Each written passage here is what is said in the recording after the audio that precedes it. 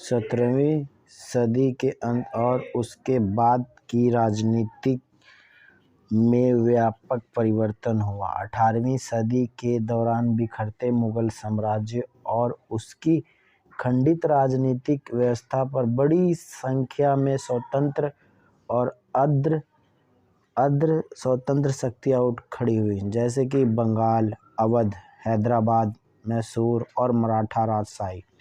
अंग्रेजों को भारत पर अपना प्रभुत्व स्थापित करने के लिए इन्हीं ताकतों पर विजय प्राप्त करनी थी। अब भैया का है कि मुगल साम्राज्य का पतन होना स्टार्ट हो रहा था। अवध तथा हैदराबाद को उत्तराधिकार वाले राज्य कहा जाता था। मुगल साम्राज्य की केंद्रीय शक्ति में कमजोरी तथा मुगल प्रांतों गवर्नरों के स्वतंत्रता के दावे ने इन राज्यों को जन्म दिया। दूसरे मराठा, अफगान, जाट तथा पंजाब जैसे राज्यों का जन्म मुगल शासन के खिलाफ स्थानीय सरदारों, जमींदारों तथा किसानों के विद्रोह के कारण हुआ। एक तीसरा क्षेत्र भी था। इसमें दक्षिण पश्चिम तथा दक्षिण पूर्व के दक्षिण समुद्री किनारों के इलाके तथा उत्तर पूर्वी भारत के क्षेत्र शामिल थे, जहां पर किसी भी रूप में मुगल प्रभाव नहीं पहुंच सका था। मुगल सम्राट की नाम मात्र की सर्वोच्चता स्वीकार करने के लिए 18वीं शताब्दी के सभी राज्यों के शासकों ने अपने पद को वैधता प्रदान करने की कोशिश की, जैसे कि मुगल प्रशासन के तौर तरीके और इसको पद्धति को अपनाया।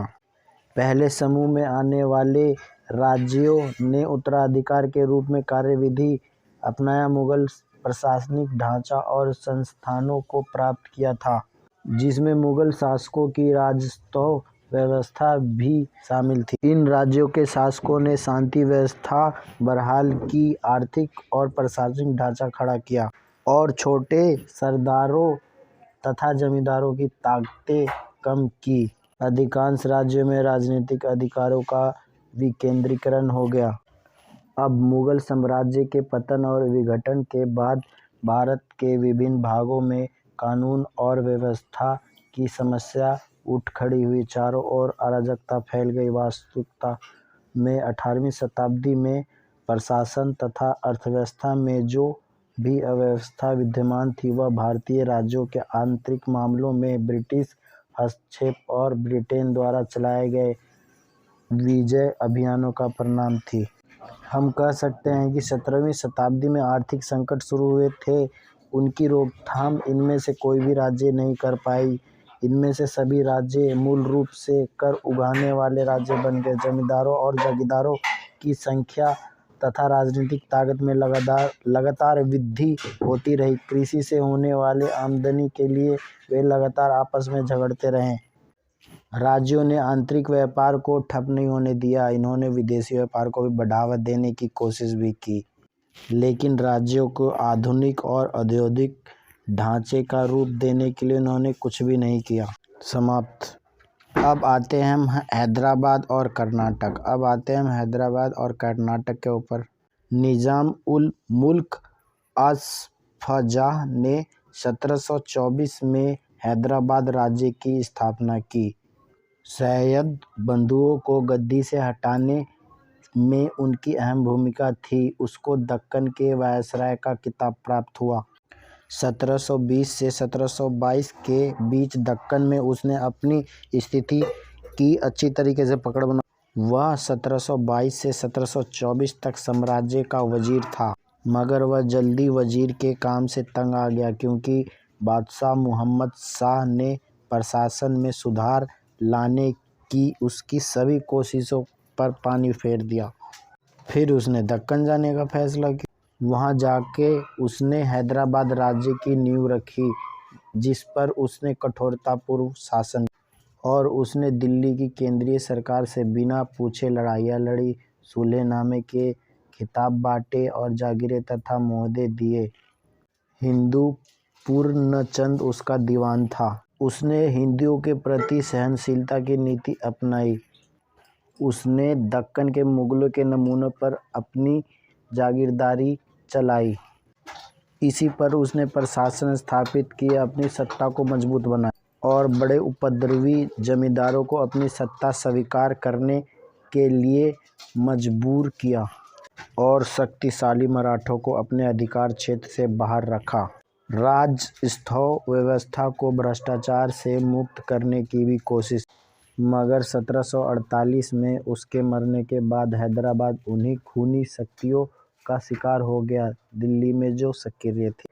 बाद में कर्नाटक का नायब सूबेदार, जिसे कर्नाटक का नवाब कहा जाता था, अपने को दक्कन के नवाब के नियंत्रण से मुक्त कर अपने दोहदे को वंशगत बना चुका था। कर्नाटक के नवाब सआदतउल्ला खान ने अपने भतीजे दोस्त अली को निजाम की मंजूरी के बिना ही अपना उत्तराधिकारी बना दिया। आगे चलकर 1740 के बाद कर्नाटक की स्थिति नवाबी के लिए बराबर संघर्षों का कारण बिगड़ी, जिससे यूरोपीय व्यापारिक कंपनियों को भारतीय राजनीति के प्रत्यक्ष रूप से हस्तक्षेप करने का मौका मिला। खत्म हो गया वे। अब आते हैं बंगाल पर। दो व्यक्तियों मुर्शिद कुली खां और अली वर्दी खां ने बंगाल को स्वतंत्र बना दिया। मुर्शिद कुली खां को 1717 में जाकर बंगाल का सूबेदार बनाया गया, मगर वह उसका वास्तविक शासक 1700 से ही था। उसने खुद को तुरंत केंद्रीय नियंत्रण से मुक्त कर दिया, यद्यपि वह बादशाह को नियमित रूप से नजराने की काफ़ी बड़ी रकम भेजता रहा और वह अंदरूनी और बाहरी खतरे से बंगाल को मुक्त कर दिया, वहाँ शांति कायम। उसके शासन के दौरान केवल 3 विद्रोह हुए। पहला विद्रोह सीताराम राय, उदय नारायण और गुलाम मोहम्मद ने किया। उसके बाद शुजात खां ने किया। अंतिम विद्रोह नजात खां का था। मुर्शिद कुली खां 1727 में मर गया। उसके बाद उसके दामाद शुजाउद्दीन ने बंगाल पर 1739 तक शासन किया। बाद में उसकी जगह पर उसका बेटा सरफराज खां आया, जिसे उसी साल गद्दी से हटाकर अली वर्दी खां नवाब बन गया। ये 3 नवाब बंगाल को शांतिपूर्ण तरीके से चलाया। इन्होंने व्यापार और उद्योग को बढ़ावा दिया। मुर्शिद कुली खां ने प्रशासन में वित्तीय बर्ती। उसने बंगाल के वित्तीय मामलों का प्रबंध नए सिरे से किया। उसने नए भू राजस्व बंदोबस्त के जरिए जागीर भूमि के एक बड़े भाग को खालसा भूमि बना दिया और इजरा व्यवस्था, ठेके पर भू राजस्व वसूल करने की व्यवस्था प्रारंभ की। प्रारंभ में स्थानीय जमींदारों और सौदागर साहूकारों के बीच से उसने राजस्व वसूलने वाले किसानों और सौदागर साहूकार भर्ती किए। उसने गरीब खेतिहर का कष्ट दूर करने तथा उन्हें समय पर भू राजस्व देने में समर्थ बनाने के लिए तकवाई ऋण भी दिए। मुर्शिद कुली खां और उसके बाद के नवाबों ने हिंदू और मुसलमानों को रोजगार के समान अवसर भी दिए। उन्होंने सबसे ऊंचे नागरिक ओहदा को फौजी ओहदों पर बंगालियों को रखा, जिसमें अधिकतर हिंदू थे।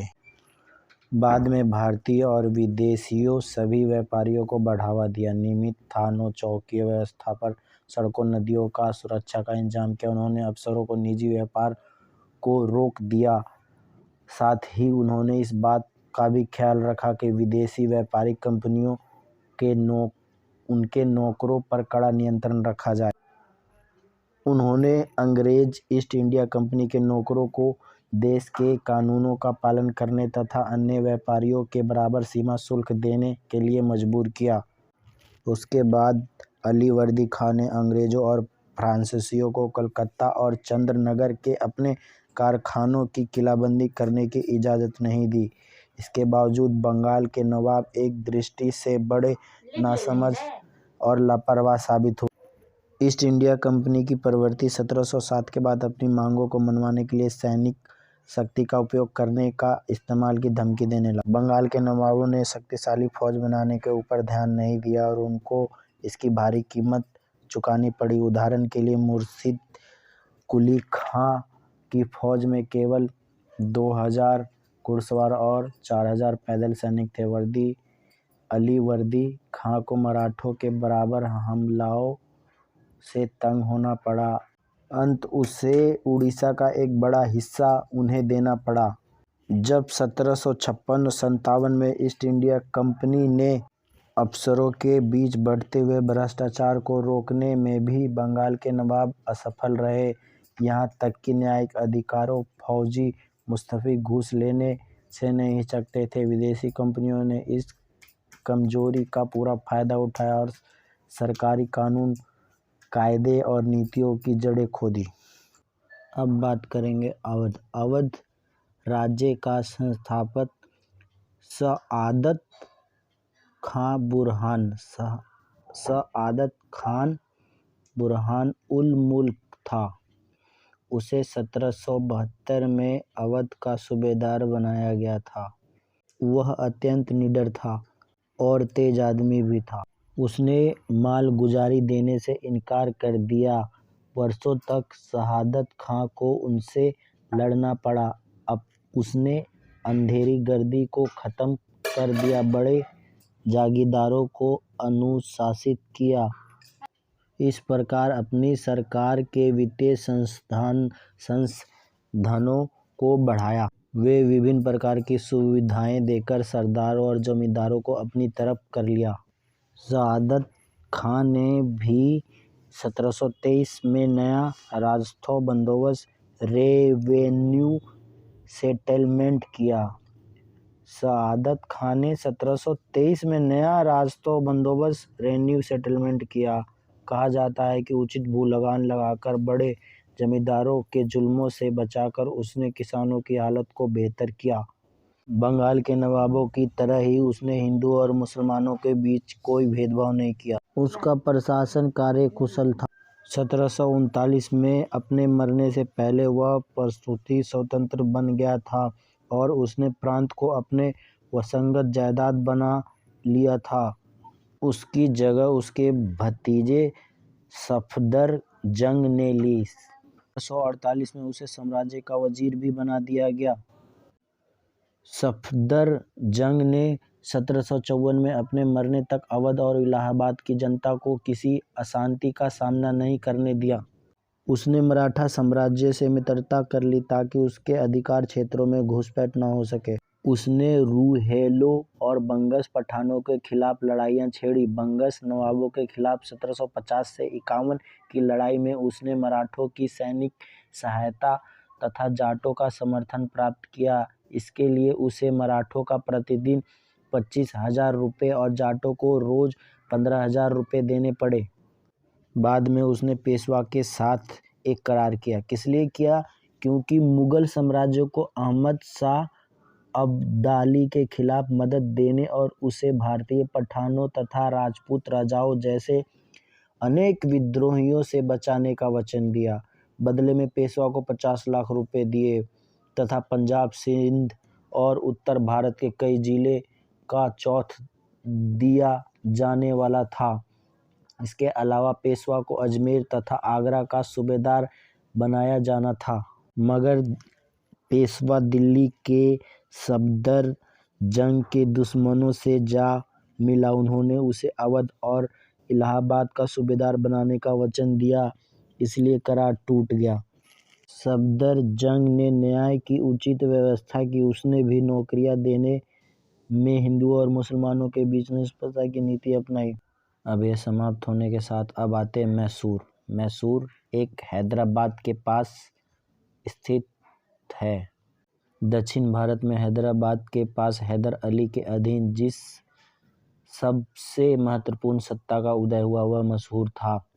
यह मुगल साम्राज्य का अंग था। 18वीं सदी की शुरू में नजराज सर्वाधिकारी और देवराज दुलवई नाम के दो मंत्रियों ने मैसूर की शक्ति अपने हाथ में ले रखी थी। नंजराज सर्वाधिकारी और देवराज दुलवई नाम के दो मंत्रियों ने मैसूर की शक्ति अपने हाथ में ले रखी थी, कठपुतली में बदल दिया था। हैदर अली का जन्म 1721 में एक अत्यंत सामान्य परिवार में हुआ था। वह शिक्षित तो नहीं था, लेकिन सूझबूझ, बुद्धि और प्रतिभा का बहुत धनी था। अत्यंत परिश्रमी था, लगनशील था। पर मैसूर राज्य 20 साल तक युद्ध में उलझा रहा। हैदर अली को जो भी मौका मिला उसने उसका लाभ उठाया। मैसूर की सेना में उसे ऊंचे पद पर पहुंच गया।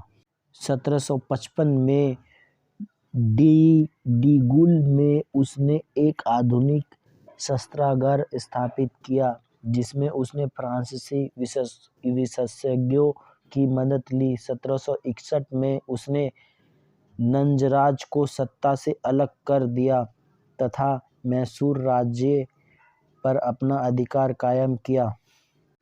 इसके बाद मलाबार को अपने अधीन करने का मुख्य कारण यह था कि वह भारतीय समुद्र तट तक अपनी पहुंच बनाए रखना चाहता था। पढ़ा लिखा न होने के बावजूद वह कुशल प्रशासक था। अपने राज्यों में मुगल प्रशासन प्रणाली और राजस्व व्यवस्था उसी ने लागू की थी। मैसूर जब कमजोर तथा विभाजित राज्य था, तब उसने उस पर कब्जा कर लिया था। शीघ्र ही उसके कारण इस राज्य की गिनती प्रमुख भारतीय शक्तियों में किए जाने लगी।